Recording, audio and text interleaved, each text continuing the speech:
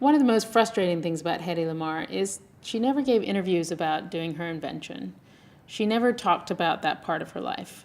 She seems to almost have intentionally avoided talking about it. That was just Hedy. She was a sphinx. She didn't really want people to know about her. But as a result, it was very hard to figure out her real story. This is one of 3 great biographies on her.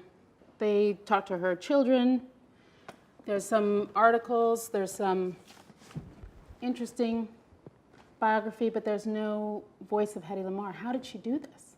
There's a few articles, maybe 6, written in her lifetime, which mention the invention, but they have a tone that's kind of dismissive. They say it isn't right, that it shouldn't happen. Anyone as fabulously beautiful as Hedy Lamarr simply cannot possess brains. I found scraps here and there, but I was convinced that there would be some hidden tape somewhere. And so I called dozens of people over 6 months, and finally, after almost giving up, I got through to a reporter called Fleming Meeks. When Fleming Meeks told me he had the tapes of Hedy Lamarr, I felt like I had somehow conjured them out of thin air from my pure need to find them.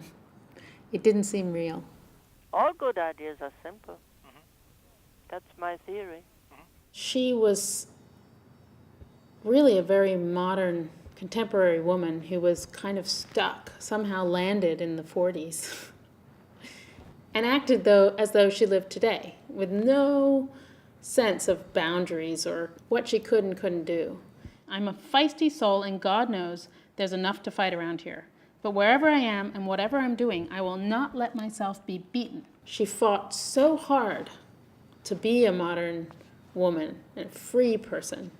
And in the end, her life is sad because she gave up, because she got knocked out, because she did end up putting all her eggs in the beauty basket and suffered for it. But what I love about Hedy's story is, even so, brains won. Her invention is what we remember her for. We don't care what she looked like anymore.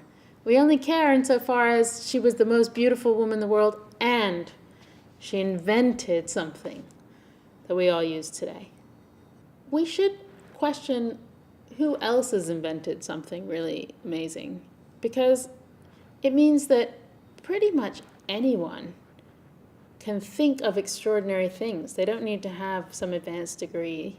They don't need to be a serious scientist or mathematician. Inventing is about having these wonderful, beautiful leaps, cognitive leaps, coming up with new ideas, and anyone can do it.